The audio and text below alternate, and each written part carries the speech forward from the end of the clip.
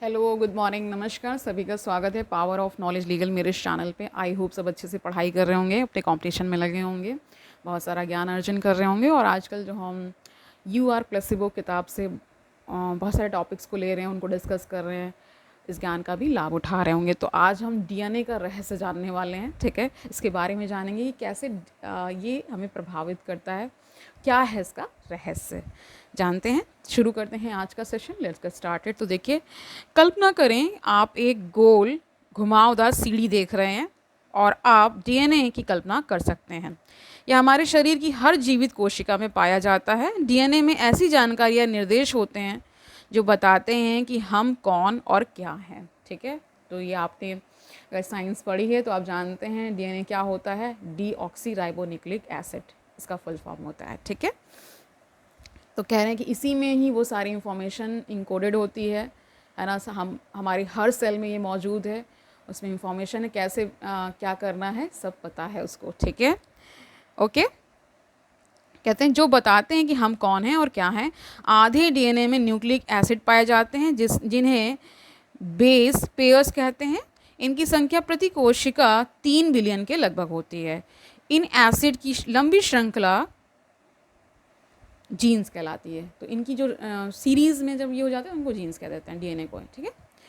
Jeans वास्तव में अनूठी संरचना है। अगर आप केवल एक कोशिका के न्यूक्लियस से डीएनए निकालकर एक से दूसरे छोर तक फैला दें तो यह लगभग 6 फीट लंबा होगा। 6 फीट आप समझ रहे हैं 6 फीट के लोग होते हैं, ना।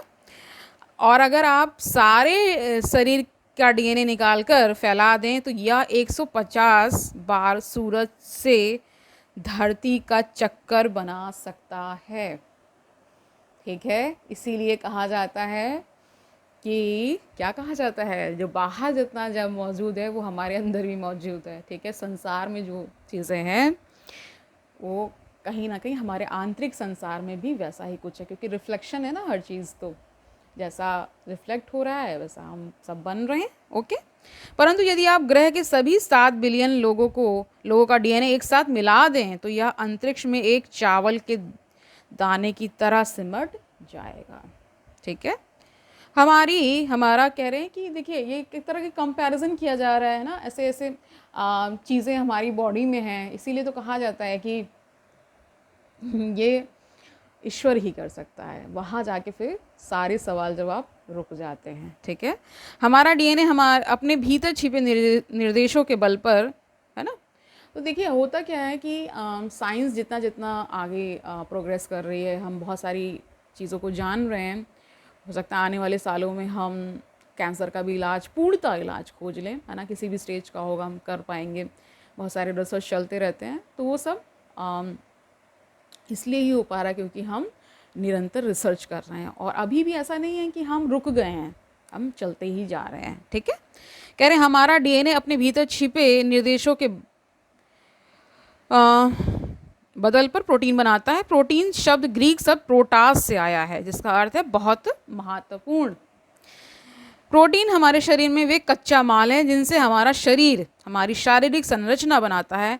यही हमारी शरीर रचना के अनेक जटिल कार्य में भी संपादित करते हैं, ठीक है। हमारे शरीर प्रोटीन बनाने वाली मशीन है, ठीक है। मांसपेशियों की कोशिका एक्टिन और मायोसिन बनाती है। त्वचा की मांसपेशी कोलाजन या कोलाजन बोल दीजिए, ठीक है। और इलास्टिन बनाती है। उसी से तो हमारे जो स्किन है उसमें इलास्टिसिटी आती है ना, जो आप देखते होंगे, ओके। इम्यून कोशिका केराटिन बनाती है। बोन मैरो कोशिका हीमोग्लोबिन बनाती है, ठीक है। और पैनक्रियाटिक कोशिका प्रोटियोज, लिपाज और एमिलाज जैसे एंजाइम बनाती है, ठीक है, ओके, समझ गए। कोशिका के ये सभी तत्व प्रोटीन ही हैं। प्रोटीन हमारे इम्यून तंत्र को नियंत्रित कर रखते हैं, भोजन का पाचन करते हैं, घावों को भरते हैं, रासायनिक प्रतिक्रिया घटाते हैं, शरीर के ढांचे को सहारा देते हैं, कोशिकाओं के बीच संप्रेषण का काम करते हैं। यानी प्रोटीन जीवन का प्रकटीकरण है। तो अगर आप साइंस की भाषा में कहेंगे तो प्रोटीन क्या है, बिल्डिंग ब्लॉक्स हैं, ठीक है। यही सारा कुछ कर रहे हैं। और जब ये भी कहते हैं जब कोई मानसिक रोग पकड़ता है तो इनमें कुछ ना कुछ कमी ज़रूर आती है, कुछ ना कुछ फेरबदल होता है, तभी हम ऐसा महसूस करते हैं। ठीक है, अधिकतर लोगों का यही मानना है कि हमारी जेनेटिक नियति पहले से तय है, और अगर हमारे भीतर पहले से कैंसर के जीन्स हैं या दिल के रोग, मधुमेह या अन्य रोगों के जीन्स हैं, तो हम उन पर नियंत्रण नहीं कर सकते, नहीं रख सकते। जिस तरह अपनी आँखों के रंग या नाक के आकार पर हमारा वश नहीं है। तो आप ये ना समझें कि कुछ हमारे वश में है, सब क्या है, इसीलिए कह दिया जाता है ईश्वर के वश में है, उस प्रकृति के वश में है कि हमें किस प्रकार आँखें मिलेंगी, बाल मिलेंगे, है ना, नाक मिलेगी, ओठ मिलेंगे, ये सब प्रकृति से है, जीन से आ रहा है। ठीक है, हमारे हाथ में कुछ भी नहीं है। न्यूज़ मीडिया में यह भी दिखाया जाता है कि किसी निश्चित जीन से यह अवस्था अथवा रोग पाया जाता है। उन्होंने हमें यह मानने के लिए प्रोग्राम कर दिया गया कह रहे हैं कि उन्होंने हमें यह मानने के लिए प्रोग्राम कर दिया है कि हम अपनी जैविक संरचना के शिकार हैं और हमारे जीन्स का हमारी सेहत, कल्याण और व्यक्तित्व पर गहरा प्रभाव होता है। यही जीन्स ही हमारे मानवीय मामलों, अंतः परस्पर संबंधों को प्रभावित करते हुए भविष्य पर भी असर डालते हैं। ठीक है, तो एक तरह से जब आपको गुस्सा आए, जब आपको मधुमेह हो जाए या कोई अन्य बीमारी भी हो जाए, तो इसका मतलब आपके अंदर वो जीन्स के रूप में बीमारी मौजूद थी और उसका प्रकटीकरण हो गया है, यानी कि वो मैनिफेस्ट हो गई है। ठीक है, ये सभी विश्वास पुरानी खबरों पर आधारित है। पहले तो आपको बता दें कि डिस्लेक्सिया के लिए कोई जीन्स नहीं होते, प्रत्येक स्वास्थ्य दशा के लिए कोई अलग जीन्स नहीं पाए जाते। ग्रह पर 5% से भी कम लोग जेनेटिक दशाओं के साथ पाए जाते हैं, जैसे डाउन सिंड्रोम या सिकल सेल एनीमिया। ये आप जानते होंगे, डाउन सिंड्रोम में थोड़ा सा बच्चे का मानसिक विकास कम हो पाता है ना, इसीलिए उसको डाउन सिंड्रोम कहा गया। सिकल सेल एनीमिया का मतलब ये है कि जहाँ पे आपके जो RBCs हैं, है ना, वो हंसिया समझते हैं आप, उसकी तरह उनके आकार हो जाते हैं, है ना। जैसे गांव में आप हंसिया वगैरह देखते हैं, ये एक तरह का काटने वाटने में इस्तेमाल होता है हथियार। ठीक है, गांव के लोग उससे देखिए चारा वगैरह, सब्जी वगैरह भी काट लेते हैं। ठीक है, खेतों में जा कर के आपने देखा होगा, घास वगैरह काटते हैं उससे। ठीक है, तो उस सेल जो है हमारा, जो उसका जो स्ट्रक्चर है वो बिगड़ जाता है ना। और एनीमिया का मतलब आप समझ ही रहे हैं कि खून की कमी हो जाती है। ठीक है, आधी अन्य 95% लोग अपना जीवन शैली और व्यवहार के कारण इन रोगों का शिकार होते हैं। हमारे जीन्स कोई अंडे नहीं हैं जो एक दिन अवश्य फूटेंगे, ये इस तरह का काम नहीं करते। प्रश्न यह है कि हमारे पास जो जीन्स है वे अब तक सामने आए हैं या नहीं, या हम ऐसा क्या कर रहे हैं जो उस जीन्स को चालू या बंद होने का संकेत दे सकता है। जब वैज्ञानिकों ने मानव जीनोम का पता लगाया तो जीन्स के बारे में हमारा नज़रिया बदला। 1990 में, यानी 1990 की बात हो रही है, में शोधकर्ताओं का अनुमान था कि हमने क्या बता रहे हैं 140 और फिर 3 और 0, ठीक है, जीन्स का पता लगा लिया है, यानी कह लीजिए 1,40,000 के करीब। ठीक है, ओके। मानव जीनोम की मैपिंग करने वाले वैज्ञानिकों को लगा कि वे प्रति प्रोटीन एक जीन का पता करेंगे, परंतु परियोजना के अंत तक, यानी 2003 में उन्हें पता चला कि मनुष्यों के कितने थे, 23,688 जीन्स थे। वाटसन के सेंट्रल डॉगमा के अनुसार जीन्स के पास ही वह सारी सूचना और जानकारी जमा है जो शरीर को इतनी तरह के प्रोटीन बनाने या जीवन को बनाए रखने के लिए चाहिए।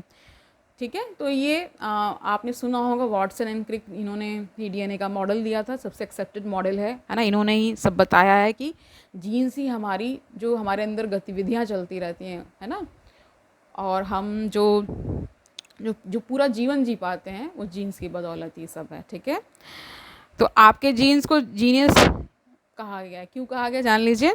इस प्रश्न के उत्तर ने एक नए विचार को जन्म दिया। जीन्स को आपस में मिलकर काम करना चाहिए ताकि उनमें से कई कोशिका के भीतर चालू हो सके या बंद हो सके, है ना। कुछ जीन्स का मेल ही ऐसे प्रोटीन बनाता है जिन पर हमारा जीवन निर्भर करता है। आपको क्रिसमस ट्री पर लगी बत्तियां बत्तियों के बारे में पता होगा, वे जिस तरह जलती और बुझती हैं उसी तरह ये चालू और बंद होते हैं। ये जीन्स के बारे में कहा जा रहा है। हालांकि यह सब यूं ही नहीं हो जाता। सारा जीनोम या डीएनए जानता है कि दूसरा भाग क्या कर रहा है। ठीक है, इंफॉर्मेशन क्या है, दूसरे वाले के बारे में भी पता है एक ना, क्योंकि कोऑर्डिनेशन में वर्क कर रहे हैं ना, इसलिए ऐसा है। इसलिए इनके बीच आपस में एक तारतम्य होता है। ठीक है, यानी हार्मनी में काम कर रहे हैं। इस तरह यह स्पष्ट है कि कोशिका के बाहरी परिवेश के बल पर किसी जीन्स को सक्रिय या निष्क्रिय कर सकते हैं। जीन्स को उनके उत्प्रेरकों के आधार पर वर्गीकृत कर सकते हैं। मिसाल के लिए, जब हम कोई नया अनुभव, जानकारी या आरोग्य पाते हैं तो अनुभव जनित जीन सक्रिय होते हैं। यही प्रोटीन सिंथेसिस के साथ रासायनिक संदेशवाहक भेजकर स्टेम सेल को निर्देश देते हैं कि आरोग्य पाने के लिए किस तरह की कोशिकाओं की आवश्यकता होगी। ठीक है, तो आप स्वस्थ रहेंगे या आप अस्वस्थ रहेंगे, ये भी जीन्स ही कर रहे हैं। ठीक है, उच्च भावात्मक आवेग, तनाव या सजगता के विविध स्तरों के बीच व्यवहार की अवस्था पर निर्भर जीन्स सक्रिय होते हैं। वे हमारे विचारों और शरीर के बीच एक कड़ी बनते हैं। ठीक है, तो आपकी भावनाएं जो हैं, आपके जो विचार हैं और शरीर, इनकी जो बीच के ब्रिजिंग पॉइंट जो है वो है जीन्स। ठीक है, इस तरह वे मन और शरीर का संपर्क है। ये जीन्स समझ विकसित करते हैं कि हम मन और शरीर से जुड़ी सेहत को कैसे प्रभावित कर सकते हैं। अब वैज्ञानिक मानते हैं कि हमारे जेनेटिक भाव भी क्षण प्रतिक्षण बदलते हैं। शोध से पता चला है कि हमारे विचार, भावनाओं और गतिविधियों का हमारे शरीर के आरोग्य पर गहरा प्रभाव होता है, जैसे कि मठ वाले व्यक्तियों में पाया गया था।